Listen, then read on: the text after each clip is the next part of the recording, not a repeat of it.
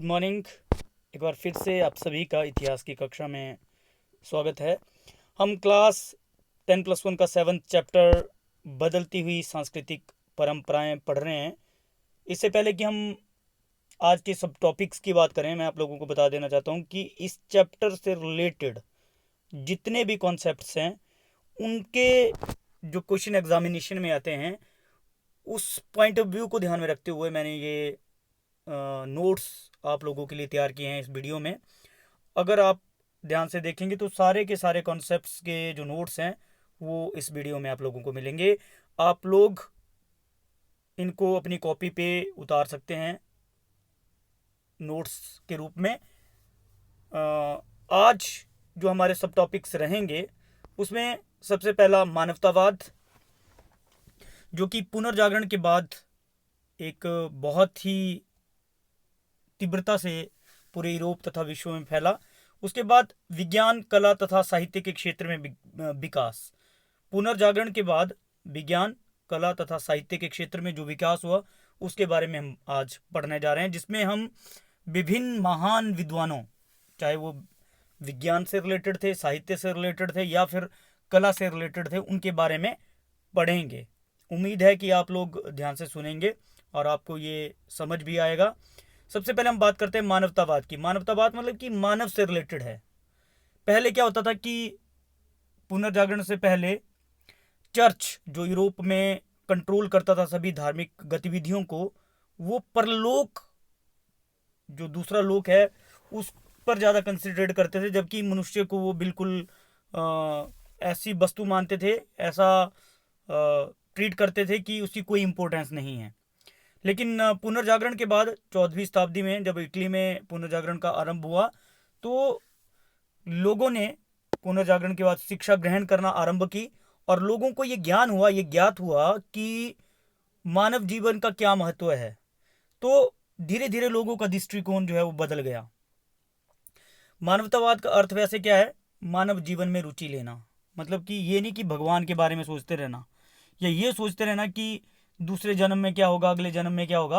अंधविश्वासों को दूर रखते हुए मानव जीवन और मानव के जो समस्याएं हैं उनका समाधान करना, मानव को रिस्पेक्ट करना, उसको महत्व प्रदान करना और उसके सुखी जीवन के लिए कार्य करना, ये सारी चीज़ें जो है उस समय उन्नत हुई और यही मानवतावाद है। मानव के जीवन में रुचि लेना, जैसे कि मैंने एक बीच में रेड कलर में लिखा है, मानव की समस्याओं का अध्ययन करना, मानव का आदर करना, मानव जीवन के महत्व को स्वीकार करना तथा उसके जीवन को सुखी, समृद्ध और उन्नत बनाना। मानवतावादी धर्म द्वारा मनुष्य पर लगाए गए अनुचित बंधनों को समाप्त करके उसकी व्यक्तिगत स्वतंत्रता के पक्ष में थे। मतलब कि वो प्रतिबंध जो यूरोप में चर्च के द्वारा मनुष्य के ऊपर लगाए हुए थे, उन प्रतिबंधों को हटाना, वो भी अंधविश्वास विश्वासों के आधार पर। तो ये बिल्कुल जो थे वो मनुष्य की फेवर में थे, मानव के विकास की फेवर में थे। 15वीं शताब्दी में क्या हुआ? 15वीं शताब्दी के आरंभ में मानवतावादी उन अध्यापकों के लिए प्रयोग होता था जो व्याकरण, अलंकार शास्त्र, कविता, इतिहास, नीति, दर्शन विषय पढ़ाते थे। फ्रांसिस्को पेट्रार्क को मानवतावाद का पितामह कहा जाता है। ये बहुत जरूरी है। फ्रांसिस्को पेट्रार्क जो कि एक महान विद्वान तथा साहित्यकार रहे हैं, उन्हें मानवतावाद का पितामह कहा जाता है, लेकिन इनको पुनर्जागरण का पितामह भी कहा जाता है। तो उन्होंने अंधविश्वास और धर्म अधिकारियों की जीवन शैली की कड़ी आलोचना की। तो कुल मिला के मानव के जीवन को महत्व देना, परलोक की अपेक्षा मानव के जीवन के महत्व मानव के जीवन को महत्व देना, ये मानवतावाद कहलाता है। नेक्स्ट हम बात करते हैं, अगला जो टॉपिक है, पुनर्जागरण के पश्चात साहित्य के क्षेत्र में विकास। जैसा कि हमने बोला कि पुनर्जागरण के बाद प्रत्येक क्षेत्र में विकास हुआ, चाहे विज्ञान का क्षेत्र था, कला का क्षेत्र था या साहित्य का। तो जहाँ तक साहित्य के क्षेत्र की बात है, पुनर्जागरण के बाद इतालवी, फ्रांसीसी, अंग्रेजी, चीनी, जर्मन, बहुत सारी भाषाओं में साहित्य की रचना हुई और ऐसे साहित्यकार हुए जिनके बारे में हम पढ़ने जा रहे हैं। सबसे पहले हम बात करते हैं फ्रांसिस्को पेट्रार्क की। जैसा कि मैंने पहले आप लोगों को बताया, ये क्वेश्चन एग्जामिनेशन में 2 नंबर का भी आता है कई बार कि फ्रांसिस्को पेट्रार्क कौन थे। तो फ्रांसिस्को पेट्रार्क कौन थे? पुनर्जागरण का उनको पितामह कहा जाता है। उनका जन्म 1304 ईस्वी में इटली के प्रसिद्ध नगर, ये बहुत प्रसिद्ध नगर है फ्लोरेंस, क्योंकि मैक्सिमम जो साहित्यकार, कलाकार या फिर वैज्ञानिक थे, उनका जन्म वो फ्लोरेंस से रिलेटेड थे। ठीक है, तो बचपन में उन्हें साहित्य में रुचि थी। अधिकांश समय वो लातिनी भाषा का अध्ययन करने में लगाते थे। रोमन लेखकों जिसमें सिसरो, वर्जिन, जिसके बारे में हमने रोमन जो 3 महाद्वीपों में फैला हुआ साम्राज्य है उसमें पढ़ा था, तो वर्जिन और सिसरो के बारे में पढ़ा, तो उनसे बहुत ज़्यादा वो प्रभावित थे और मानवतावाद की विचारधारा को उन्होंने प्रोत्साहन दिया, जैसा कि हमने पिछले मानवतावाद के टॉपिक में पढ़ा। 1341 में उन्हें रोम में राज कवि की उपाधि से सम्मानित किया। तो इतने बड़े वो साहित्यकार थे और उन्हें पुनर्जागरण का पितामह कहा जाता था। फ्रांसिस्को पेट्रार्क को पुनर्जागरण का पितामह कहा जाता था। He was called the father of Renaissance. ठीक है, 1304 में इटली में फ्लोरेंस में उनका जन्म हुआ।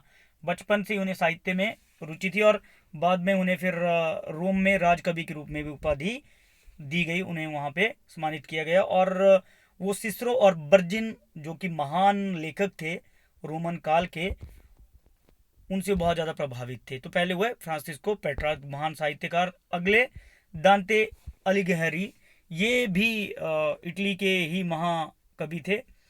महाकवियों में लिखना हमने महाकवि, ठीक है, महाकवि, ये आप लोगों ने यहाँ पे ठीक कर लेना क्योंकि ये मेरे से गलत हुआ यहाँ पे। महाकवि, ठीक है, महाकवि थे, लिखा नहीं जा रहा है इससे, तो आप लोगों ने ये ठीक कर लेना, ठीक है ना। महाकवि, उनका जन्म 1265 ईस्वी में एक प्रसिद्ध परिवार में हुआ था और उन्होंने एक बहुत ही महत्वपूर्ण ग्रंथ लिखा जिसका नाम था डिवाइन कॉमेडी। तो he was one of the great, हम ये बात कर सकते हैं कि एक महान इतिहासकार जिन्होंने बिल्कुल चर्च में, हालांकि ये चर्च में उनका पूरा विश्वास था, लेकिन पादरियों के भ्रष्टाचारी जीवन की उन्होंने आलोचना की। समझा की बात ना। उनकी महत्वपूर्ण ग्रंथ था डिवाइन कॉमेडी, जिसके बारे में हम तो आप लोगों ने पहले भी पढ़ा होगा। इंग्लिश के एक चैप्टर था उसमें भी इसके डिवाइन कॉमेडी के बारे में आप लोगों ने पढ़ा होगा कभी। निकोलो मैकियावेली, ये अगले महान साहित्यकार, इनका ये भी इटली से रिलेटेड थे और इनका जन्म भी फ्लोरेंस में ही हुआ था। महान इतिहासकार थे, फ्लोरेंस में इनका जन्म हुआ था 1469 में। उसने यूनानी तथा लातिनी भाषा का उन्होंने गहन अध्ययन किया था और चर्च में प्रचलित बुराइयों की उन्होंने आलोचना की। और इसके साथ साथ उन्होंने 1513 में द प्रिंस, बहुत ही प्रसिद्ध ग्रंथ है द प्रिंस, उसकी रचना की और बहुत जल्दी ये ग्रंथ बहुत लोकप्रिय हो गया पूरे यूरोप में। इसमें उसने इटली में प्रचलित राजनीतिक दशा तथा राजाओं द्वारा प्रशासन में अपनाए जाने वाले नियम का विस्तृत वर्णन की। ये जो द प्रिंस है इसको राजाओं का बाइबल भी कहा जाता है, बिकॉज ये एक पॉलिटिकल ग्रंथ था जिसमें पॉलिटिक्स और राजनीति के बारे में बहुत सारी बातें कही गई थी। तो निकोलो मैकियावेली एक महान इतिहासकार, इटली से रिलेटेड थे, फ्लोरेंस में जन्म हुआ और द प्रिंस जिसकी रचना उन्होंने 1213 में की थी, प्रसिद्ध ग्रंथ था जिसे राजाओं का बाइबल भी कहा जाता था, उसके लिए बहुत प्रसिद्ध रहे हैं निकोलो मैकियावेली। नेक्स्ट थे इसमें जो साहित्यकार थे जेफरी चौसर, बहुत ही फेमस है। कैंटरबरी टेल्स एक सीरीज है स्टोरीज की, उसके लिए इंग्लैंड के महान कवि। और पुनर्जागरण की अगर बात करें कि इटली में इंग्लैंड में कैसे आरंभ हुआ, तो उसका पूरा का पूरा श्रेय किसको जाता है? जेफरी चौसर को जाता है, जिन्होंने 1390 ईस्वी में कैंटरबरी टेल्स, ये मैंने पहले बोला कि सीरीज है स्टोरीज की, उनकी रचना की। और इंग्लैंड में समाज, जो इंग्लैंड समाज था उसकी महत्वपूर्ण जानकारी कैंटरबरी टेल्स में हमें मिलती है और एक बहुत ही ये लोकप्रिय साहित्यकार रहे हैं। सर थॉमस मोर नेक्स्ट, जो ये भी इंग्लैंड के ही महान लेखक थे और इन्होंने एक महत्वपूर्ण ग्रंथ लिखा जिसका नाम था यूटोपिया 1516 ईस्वी में। तो ये 2-2 नंबर के क्वेश्चन एग्जामिनेशन में आते हैं, आप लोगों ने इसको लिखना। लातिनी भाषा में इन्होंने जो ग्रंथ था इसकी रचना की है। उसके बाद विज्ञान के क्षेत्र में विकास, जो सबसे महत्वपूर्ण बात है, पुनर्जागरण का जो इम्पैक्ट सबसे ऊपर पड़ा वो साइंस के ऊपर पड़ा।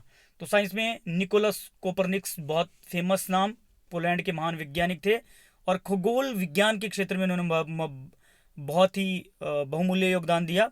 जहाँ तक बात है, उन्होंने ये इस बात को असत्य सिद्ध किया, ये बिल्कुल नकार दिया उन्होंने कि पृथ्वी सभी ग्रहों का केंद्र है तथा सूर्य एवं अन्य ग्रह इसके इर्द गिर्द चक्कर काटते हैं। बाइबल में भी मेरे ख्याल से ऐसा कहीं लिखा हुआ है। तो लेकिन निकोलस कोपरनिकस ने इसका विरोध किया। उन्होंने बोला कि पृथ्वी के चारों ओर चक्कर नहीं काटते हैं ग्रह, ठीक है ना, ये सूर्य, बल्कि पृथ्वी जो है वो गोल है और ये अन्य ग्रह जितने और ग्रह हैं उनकी तरह सूर्य की परिक्रमा करती है। इस सिद्धांत की आलोचना हुई बहुत ज़्यादा, क्योंकि उस समय रोम और चर्च का बहुत ज़्यादा प्रभाव था, रोम के चर्च का, पोप का प्रभाव था, चर्च का प्रभाव था, और इसे बाइबल की शिक्षा के विरुद्ध माना गया। लेकिन निकोलस कोपरनिकस की जो बात है वो आज हम देखते हैं कि बिल्कुल सत्य है। और उनके विचारों संबंधी उन्होंने जो पुस्तक लिखी उसका नाम था दी रेवल्यूशनिबुस, ठीक है। ये बहुत ही महत्वपूर्ण पुस्तक है, द रेवल्यूशन, रेवल्यूशन नहीं बोलेंगे इसको, रेवल्यूशनिबुस, ठीक है, महत्वपूर्ण ग्रंथ जो कि निकोलस कोपरनिकस के द्वारा लिखा गया था, जिसमें उसने एक ही बात की थी जो हम बात करते हैं इस ग्रंथ में। एक कई बार क्वेश्चन एग्जामिनेशन में आता है कि निकोलस कोपरनिकस ने किस ग्रंथ की रचना की थी, और ये भी क्वेश्चन पूछा जाता है कि निकोलस कोपरनिकस ने कौन सा सिद्धांत दिया था। तो उन्होंने कहा था कि पृथ्वी अन्य ग्रह की तरह सूर्य की परिक्रमा करती है। नेक्स्ट जो इसमें है सर आइजक न्यूटन, बहुत महान विद्वान, बहुत महान वैज्ञानिक, विश्व प्रसिद्ध, ठीक है। उन्होंने एक महत्वपूर्ण ग्रंथ लिखा जिसका नाम था प्रिंसिपिया मैथमेटिका। इसके अलावा जो सबसे महत्वपूर्ण सिद्धांत उन्होंने दिया वो था गुरुत्वाकर्षण, लॉ ऑफ ग्रेविटेशन। ये सभी जानते हैं कि ग्रेविटेशन फोर्स क्या होती है, जब हम चीज़ों को ऊपर की ओर फेंकते हो तो नीचे की ओर आती है, तो ये पृथ्वी की गुरुत्वाकर्षण बल के कारण होता है। ये हम लोग बहुत पहले से पढ़ते आ रहे हैं। तो आइजक न्यूटन ने इस सिद्धांत का इन्वेंशन की थी। नेक्स्ट हम बात करते हैं गैलीलियो गैलीली। आप देख सकते हो दूरबीन, ये दूरबीन जो है वो गैलीलियो गैलीली के द्वारा बनाई गई है। ये इटली के महान वैज्ञानिक रहे हैं और उन्होंने निकोलस कोपरनिकस के सिद्धांत का समर्थन किया कि सूर्य की सभी ग्रह और पृथ्वी समेत परिक्रमा करते हैं, ठीक है। और उन्होंने एक दूरबीन तैयार की जिससे सूर्य तथा चांद आदि ग्रहों को देखा जा सकता था। उन्होंने द मोशन नामक बहुमूल्य ग्रंथ की रचना की, ठीक है। He was a very famous scientist, बहुत ही फेमस साइंटिस्ट रहे हैं। उसके बाद हम बात करते हैं विलियम हार्वे, इंग्लैंड के महान वैज्ञानिक रहे हैं। 1628 में उन्होंने यह सिद्ध किया कि रक्त जो ब्लड है वो हृदय से होकर, हार्ट से होकर जो है वो धमनियों से होता हुआ, नाड़ियों से होता हुआ फिर वापस हृदय में आता है, हार्ट में वापस आता है, पंपिंग जब होती है। तो इसको रुधिर परिसंचरण या ब्लड सर्कुलेशन कहा कहते हैं। तो ये विज्ञान के क्षेत्र में एक क्रांतिकारी कदम रहा है जिसमें विलियम हार्वे का महत्वपूर्ण योगदान रहा है। उसके बाद हम बात करते हैं कला के क्षेत्र में, जोटो जो कि इटली के महान चित्रकार रहे हैं। बहुत सुंदर चित्र कला उन्होंने तैयार की, चित्र उन्होंने तैयार किए। उनके प्रसिद्ध चित्र असिस था जिसमें ईसा मसीह को दिखाया गया है, मतलब बचपन में उनको दिखाया गया है, जिसमें इसके अलावा चर्च की दीवारों पर भी उन्होंने बहुत सुंदर चित्र बनाए। लास्ट में हम बात करते हैं the great Leonardo da Vinci. Leonardo da Vinci एक महान चित्रकार, इंजीनियर, वैज्ञानिक, मूर्तिकार तथा संगीतकार थे। वो विश्व प्रसिद्ध रहे हैं क्योंकि ये जो पिक्चर आप देख रहे हो ये मोनालिसा का चित्र है। मोनालिसा का चित्र है जो कि बहुत लोकप्रिय हुआ है पूरे विश्व में आज के डेट में भी। इसकी कीमत ये बिल्कुल बेसकीमती है, कोई कीमत नहीं है इसकी, ठीक है। उनका जन्म भी फ्लोरेंस में हुआ था 1452 में, और बचपन से ही उन्हें चित्रकला के क्षेत्र में बहुत उनको इंटरेस्ट था। लेकिन उनकी दो महत्वपूर्ण जो चित्र उन्होंने बनाए, मोनालिसा जो आप देख रहे हो और द लास्ट सपर, ये है द लास्ट सपर, जिसमें ईसा मसीह को लास्ट जो खाना है, भोजन है, वो करते हुए दिखाया गया है, ठीक है। ये जो दोनों चित्र है ये विश्व प्रसिद्ध है। एक मूवी है, अगर आप लोगों को ध्यान हो, 2012, जिसमें बताया गया है कि पृथ्वी 2012 में ख़त्म हो जाएगी। माया सभ्यता का एक कैलेंडर था जिसमें ये बताया गया था कि पृथ्वी 2012 में समाप्त हो जाएगी। उस मूवी में ये दिखाया गया है कि पृथ्वी तो ख़त्म होने वाली है, लेकिन वैज्ञानिकों ने, विश्व के वैज्ञानिकों ने और सभी देशों ने मिलकर 3 बड़े बड़े जहाज बनाए, जिसमें लगभग 3 लाख लोग बचेंगे केवल, और कुछ सामान बचेगा। तो इतना बड़ा विश्व, केवल 3 लाख लोग बचेंगे, तो उसमें कुछ बेशकीमती सामान भी रखा जाएगा, उसको सरवाइव किया जाएगा। तो मोनालिसा की पिक्चर को भी उसमें सरवाइव किया गया था, दिखाया गया है। तो उससे पता लगाता है कि कितनी ये महत्वपूर्ण चित्र रहा है।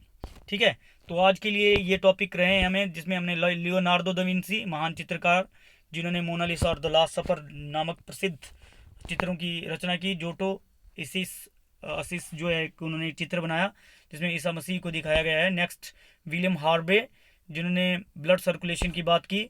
उसके बाद गैलीलियो गैलीली द मोशन नामक ग्रंथ की रचना की, और दूरबीन का इन्होंने आविष्कार किया। एग्जामिनेशन में क्वेश्चन आता है कि दूरबीन का आविष्कार किसने किया, गैलीलियो गैलीली। प्रिंसिपिया मैथमेटिका, गुरुत्वाकर्षण बल, आइजक न्यूटन। विज्ञान के क्षेत्र में अगर हम बात करें तो निकोलस कोपरनिक्स दी रेवल्यूशनिबुस नामक प्रसिद्ध ग्रंथ की रचना उन्होंने की, जिसमें हालांकि बाइबल की शिक्षा के विरुद्ध बताया गया है इसको, क्योंकि उन्होंने इस ग्रंथ में ये बताया कि पृथ्वी सूर्य के चारों ओर चक्कर काटती है अन्य ग्रहों की तरह। लेकिन उन्होंने इस बात का खंडन किया कि ये बात गलत है कि पृथ्वी के चारों ओर सभी ग्रह घूमते हैं। ठीक है, जहाँ तक बात है साहित्यकारों की, Geoffrey Chaucer the Canterbury Tales, Sir Thomas More Utopia नामक प्रसिद्ध ग्रंथ की रचना, निकोलो मैकियावेली उनकी बाइबल कहा जाने वाला ग्रंथ जिसका नाम था द प्रिंस, और दांते अलिघेरी जिन्होंने डिवाइन कॉमेडी नामक प्रसिद्ध काल्पनिक कथा की रचना की। ठीक है, और अंत में, लेकिन फर्स्ट हम इनको बोलते हैं फ्रांसिस्को पेट्रार्क, पुनर्जागरण के पितामह। लातिनी भाषा में बहुत सारा उन्होंने अपना साहित्य लिखा, राजकवि की उन्हें उपाधि दी गई। इससे पहले हमने मानवतावाद पढ़ा। फ्रांसिस्को पेट्रार्क को मानवतावाद का पितामह कहा जाता है। मानवतावाद की अगर हम बात करें तो मानव जीवन में रुचि लेना, उनकी मानव का आदर करना, उसको महत्व देना, ये मानवतावाद कहलाता है। आज के लिए बस इतना ही। कल अगला टॉपिक हम लेके आएंगे, लेकिन उससे पहले एक चीज़ और मैं आप लोगों को बता दूं कि ये नोट्स आप लोगों ने ढंग से करना है। इसमें जो क्वेश्चन बनते हैं, देखो कैसे बनते हैं क्वेश्चन, ध्यान से आपने देखना कि एक क्वेश्चन आता है 3 नंबर का, मानवतावाद से क्या अभिप्राय है। तो 4 नंबर का भी आएगा, तब मैंने इतना बना दिया है इसको कि 4 नंबर में भी आप लिख सकते हो। ठीक है, उसके बाद पुनर्जागरण के पश्चात साहित्य के क्वेश्चन ऐसे आता है, ऐसे कई बार पूछा जाए साहित्य के क्षेत्र में क्या योगदान 3 नंबर का, 4 नंबर का, तो सभी लिखना पड़ेंगे हमें, फ्रांसिस्को पेट्रार्क भी और आगे तक सारे। लेकिन अगर फ्रांसिस्को पेट्रार्क 2 नंबर में या 3 नंबर में आता है तब भी काफ़ी है।